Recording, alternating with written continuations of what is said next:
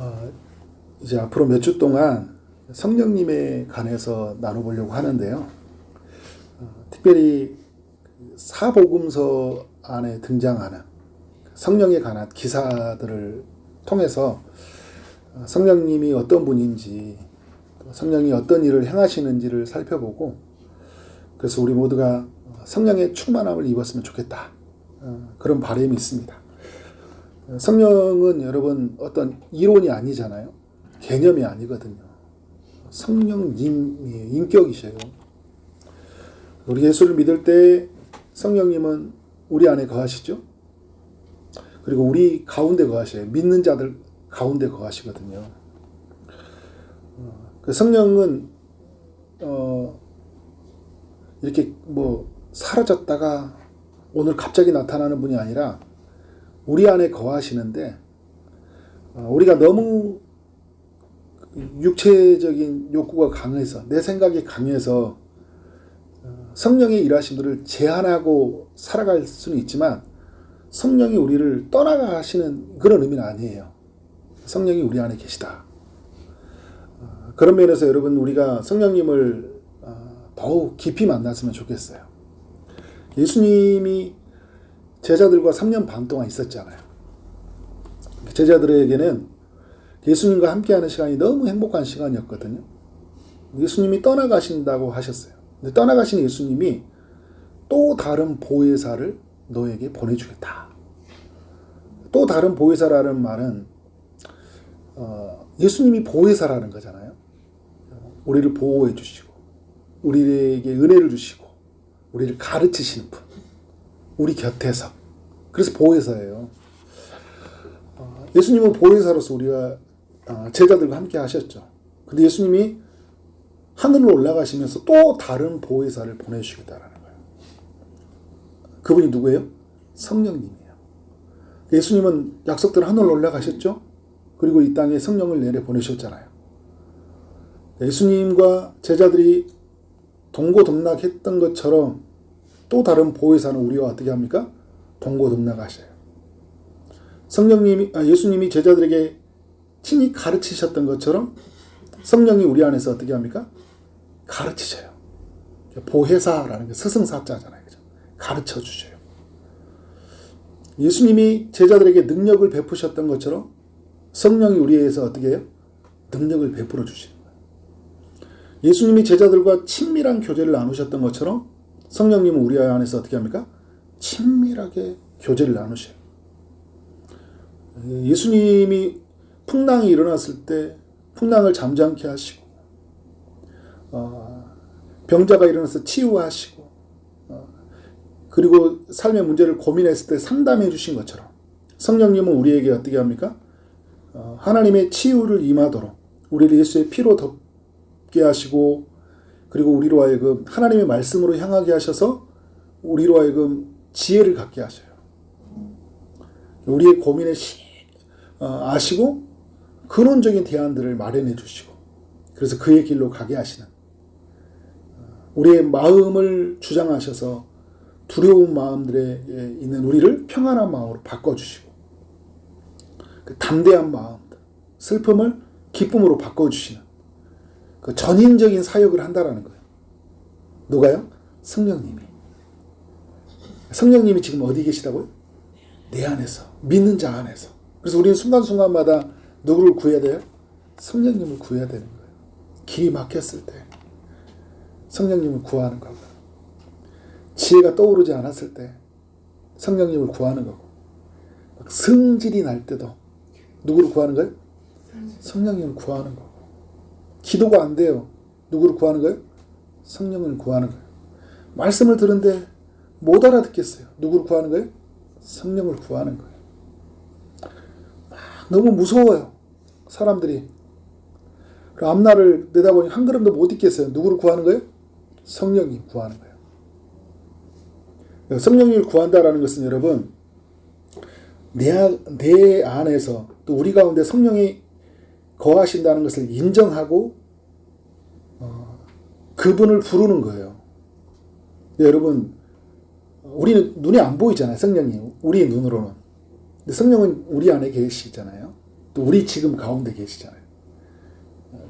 성령을 인정하고 성령을 구하는 거예요. 성령님 도와주세요.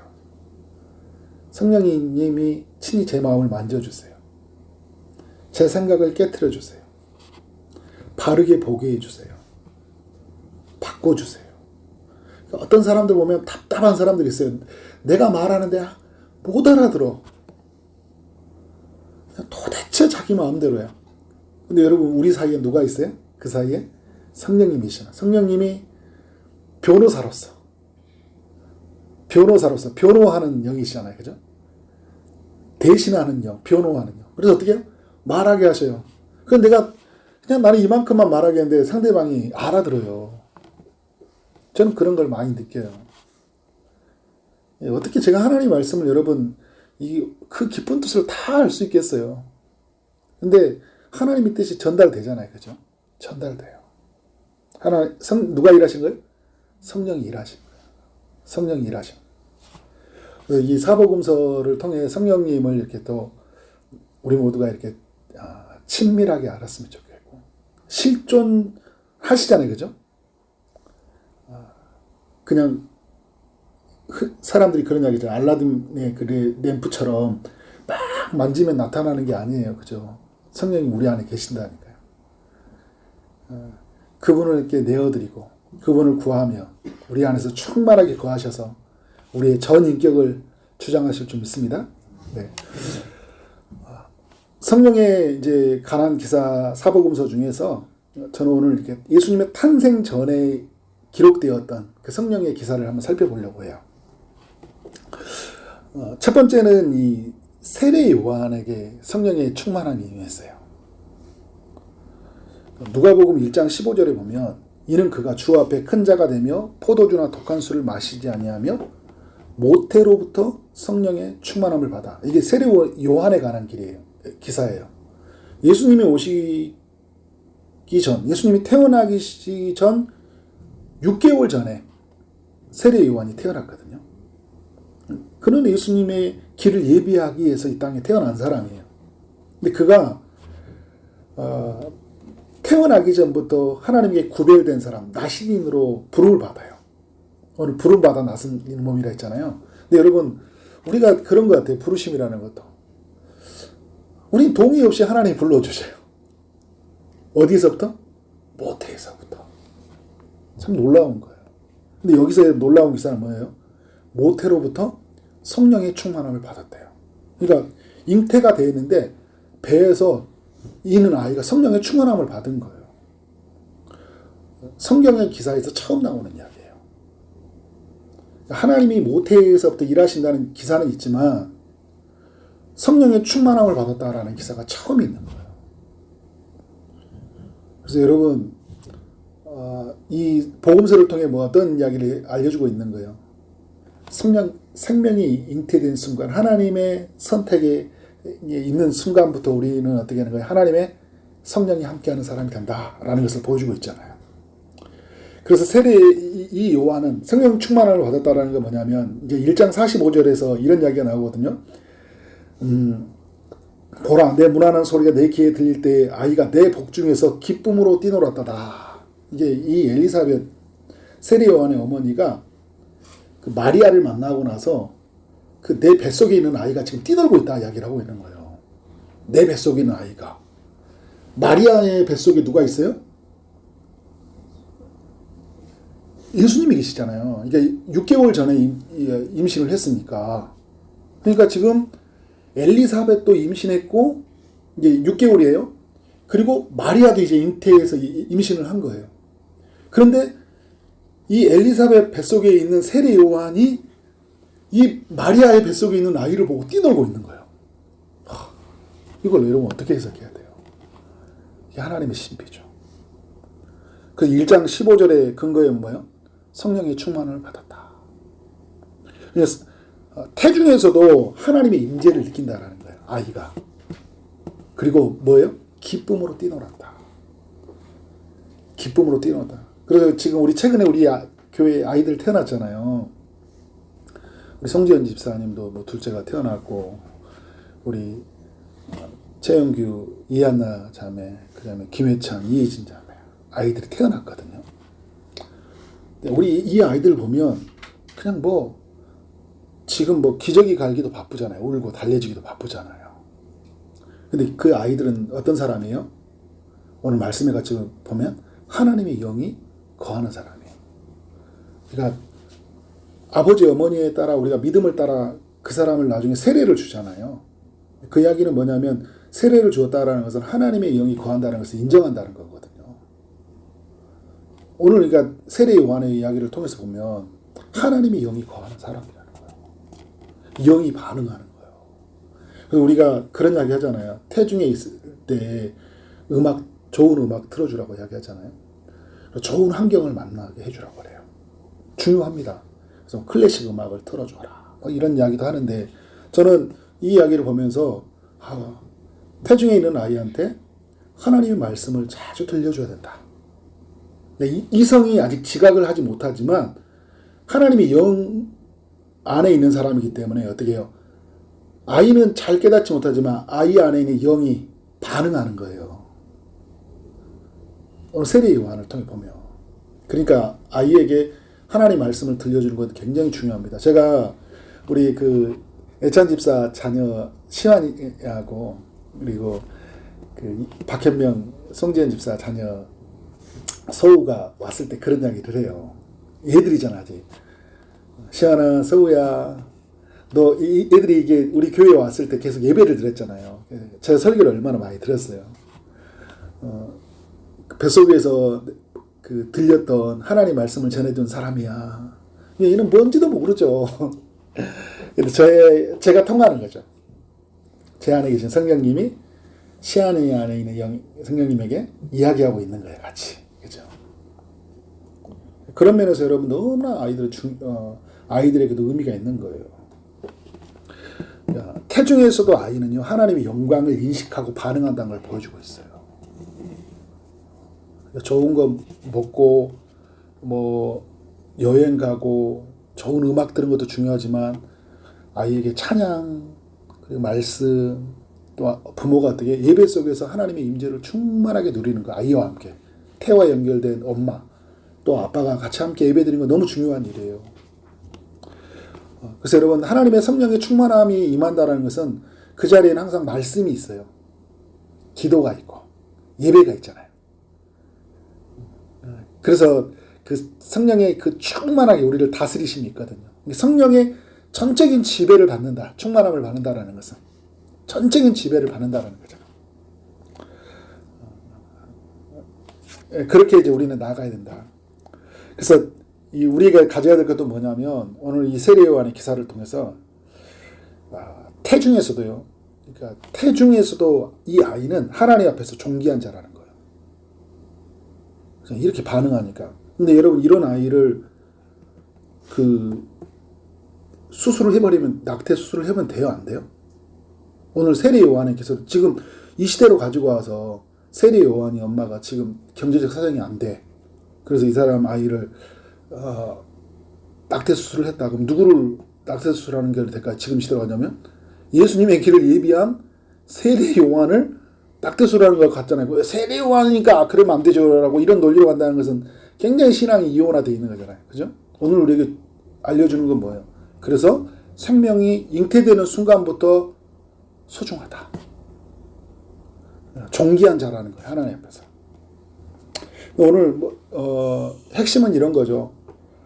성령이 충만하면 태중에서든요. 그리고 지금 오늘 믿는 사람 안에서도 보면 그 나타나는 동시에 반응은요. 기쁨으로 하나님을 예배하는 것 같아요. 복중에서 기쁨으로 뛰놀았다고 하잖아요. 내일 우리가 사무엘하 6장을 살펴볼 텐데 다윗이 그 언약궤가 들어올 때 어떻게 해요? 기쁨으로 예배하잖아요. 춤추면서. 그리고 에베소서 5장 19절에서 그러니까 18절에서 성령의 충만을 술 취하지 말라 성령의 충만을 받으라 이야기하면서 시와 찬송과 신령한 노래들로 서로 화답하며 너희 마음으로 주께 노래하며 찬송하며 범사의 우리 주 예수 그리스도의 이름으로 항상 아버지 하나님께 감사하며 성령의 충만한 사람은요 이렇게 기쁨으로 노래한다라는 거예요. 아이나 주일학교 아이들이나 태중에 있는 아이나 어른이나 왕이나 어떤 사람이 상관없이 어떻게 해요? 기쁨으로 예배하는 거예요. 우리가 여러분 살다 보면 너무 환경에 눌려 있다 보니까 우리가 너무 유교적인 문화 안에 살다 보니까 이 우리 그 표현하는 게 너무 절제되어 있잖아요. 좋으면 좋다고 웃지도 못해요.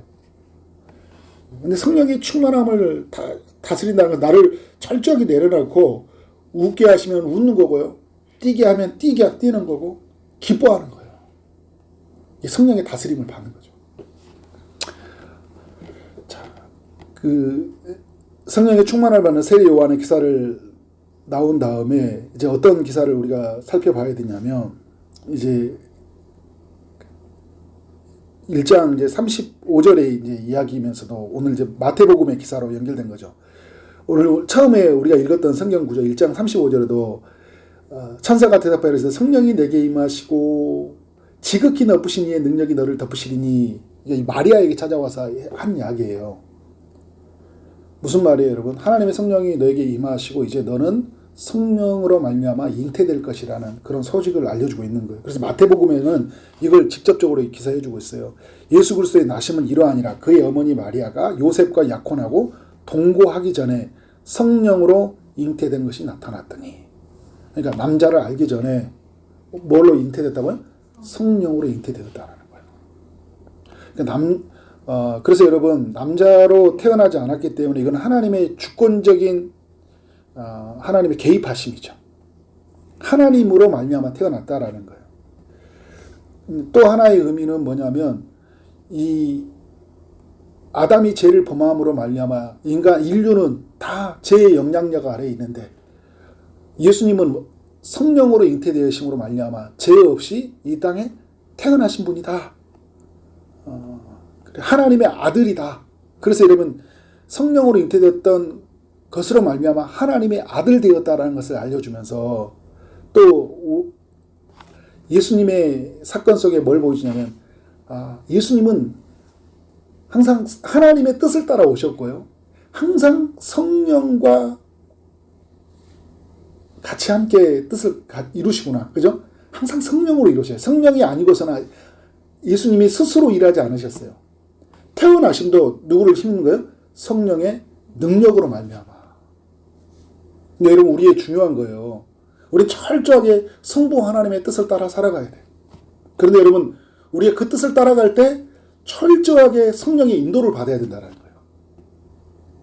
성령의 철저한 인도를 받아야 돼요. 그래서 하나님의 뜻이 임했어요. 하나님 말씀을 들었단 말이에요. 그러면 이제 계속 우리가 누구를 찾아야 돼요?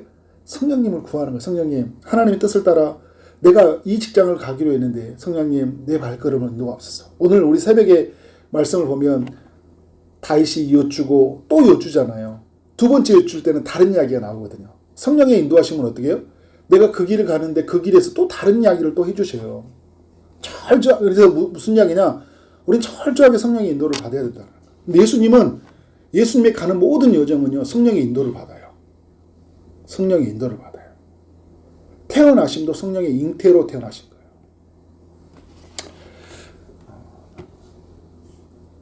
성령이 역사하니까 잉태되잖아요. 그죠? 근데 그게 요한복음 3장 5절, 뭐 다음 주도 나눠보겠지만, 예수님이 니고데모한테 거듭날 때 인간이 새로운 생명, 영적인 생명을 얻을 때 뭐라고 하냐면 물과 성령으로 나지 아니하면 하나님 나라에 들어갈 수 없느니라 이렇게 말씀을 하셔요. 그러니까 우리가 여러분 영적인 생명을 얻는 건 누구의 역사가 있어야 된다는 거예요? 성령의 역사가 있어야 된다는 거예요. 그러니까 예수님이 이 땅에 태어나심이 성령의 역사로 이루어졌다면 우리가 새로운 생명으로 태어날 때 성령이 일하지 아니하면 우리는 새로운 생명을 얻을 수 없다라는 거예요. 성령이 아니고서는 예수를 누구든지 주라고 할 수 없어요. 성령이 역사해야지만이 예수를 주라 하시고요. 그래서 성령이 우리로 하여금 주라 하시는 이 사람을 예수 그리스도 안으로 초대하셔요. 그래서 그를 영원한 생명을 얻게 하신다. 그래서 예수 그리스도 안에 있는 의로우심을 그에게 덧입혀 주시고요. 그에게 있는 그 죄를 예수님에게 옮겨주는 일들을 누가 하시냐면 성령이 하시는 일이에요. 성령이 하시는 일. 그래서 성령이 역사하면 우리의 죄가 용서받고 성령이 역사하면 예수님의 의로우심으로 덧입혀지는 거예요.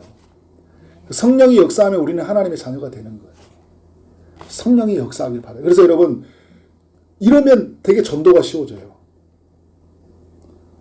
그러니까 내가 말을 잘하려고 하면 내가 어떻게든지 이 사람의 기회를 봐서 가장 이 사람이 설득력 있는 말로 해나가려면, 이건 여러분, 이것마저도 여러분 우리가 성령의 지혜를 구해야 되잖아요. 그런데 우리는 어떤 생각을 갖냐면, 내가 주체가 되어서 이 사람을 인도하려고 하면 돼요, 안 돼요? 안 돼요. 아무리 멋진 말로 해도 그 사람이 감동을 안 해.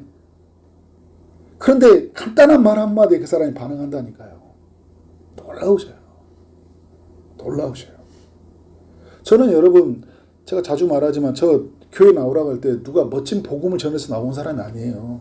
뭐 예수가 십자가에 죽었니 뭐 이런 이야기 하지도 않고요. 야, 만사가 교회 한번 가볼래? 왜? 교회 가면 뭐 있어? 여자가 많아. 그래서 그 이야기 듣고 왔어요. 근데 여러분, 그때는 하나님이 제가 가시도록 저를 계속 이끌고 있잖아요.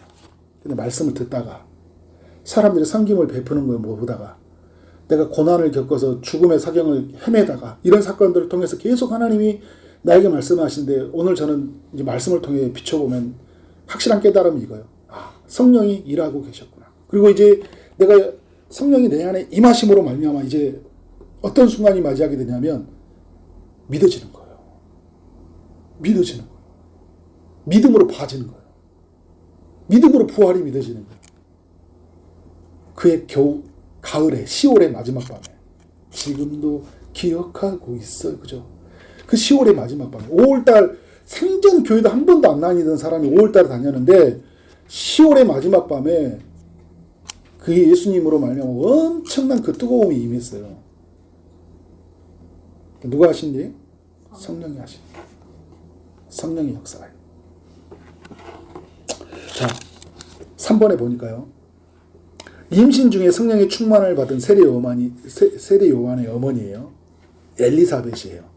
그러니까 엘리사벳이 이렇게 마리아하고 만났어요. 마리아가 이제 문안을 오니까 문안을 들으면 아이가 복중에서 뛰노는지라 엘리사벳이 성령의 충만을 받아서, 그러니까 지금 엘리사벳의 그 아이가 1장 44절에서는 그 세례 요한이 그 마리아의 뱃속에 있는 예수님에게 말미암아 뛰노는데요. 그러면 그 엄마도 성령의 충만을 받았다는 거예요. 그러니까 엘리사벳도 성령 충만하고요. 누구도 충만한 거예요? 아이도 성령에 충만한 거예요. 여러분, 이런 날을 사모하세요. 여러분도 성령에 충만하시길 바라고요. 여러분의 자녀들도 성령에 충만해지길 원합니다. 네, 그런 날을 꿈꾸세요. 주님, 이 엘리사벳과 같은 이야기가 오늘 저의 가정의 이야기가 되게 해주세요. 그리고 나중에 보면 엘리사벳이 이제 밑에 보면 세례 요한의 아버지잖아요. 남편이에요. 남편이 또 성령의 충만을 받아요. 그렇죠? 내 남편에게도 사가랴와 같이 성령의 충만을 받게 해주세요. 내 자녀가 성령의 충만을 받게 해주세요. 성령의 충만함을 받자가 어떻게 하냐면, 이 엘리사벳이요, 마리아의 이 태중에 예수님이 있다는 걸 알아요. 뱃속에 아기도 알고요, 나도 아는 거예요. 놀랍죠, 그죠? 그래서 여러분, 성령이 충만한 사람은 어떤 사람인지 아세요? 예수님을 알아봐요. 성령이 임하면 그래서 예수를 주시라고 고백하는 거예요. 오, 주님이시군요. 내가 그토록 기다리던 나의 신랑, 나의 구세주, 하나님의 아들이시군요. 이 고백이 나오는 거예요. 엘리사벳이 뱃속에 있는 아기가 보이지도 않는데 잉태돼가지고 이만한데 메시아를 알아보는 거예요. 메시아를. 동방 박사들이 별을 보고 메시아가 태어난 걸 보고 오듯이 이제 잉태된 이만한 아이 아는 거예요. 누가 아는 거예요? 내 안에 계신 성령님이 알게 하시는. 이게 성령의 역사, 여러분. 성령의 역사. 성령의 충만함이 그런다니까요. 예수를 깊이 알게 돼요. 완전히 알게 돼요. 메시아로. 그리고 이제 4번에 성령의 충만을 받아 이제 예언을 하는 세례 요한의 아버지 사가랴가 나와요.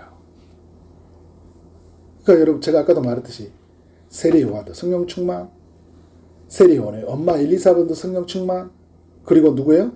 아버지 사가라도 성령 충만. 우리 모두 성령 충만.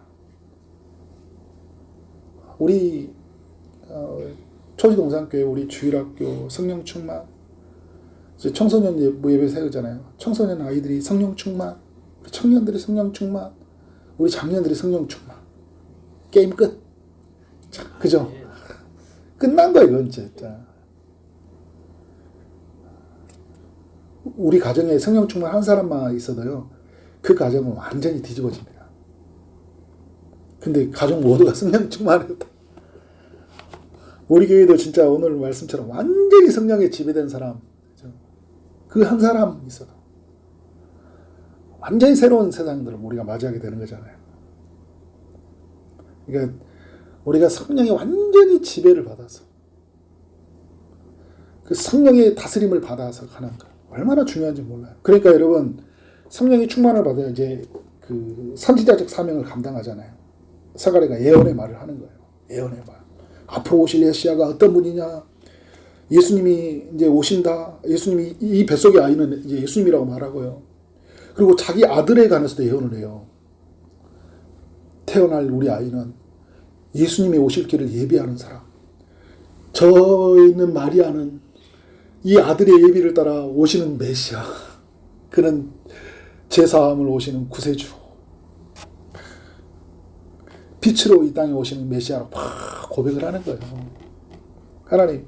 성령이 충만하니까 누구 말하는 거예요? 하나님의 말을 하는 거, 하나님이 이루어질 세상의 이야기, 예수 그리스도로 말미암아 그 이루어질 그 세상을 내다보면서 막 이야기를 해주는 거예요.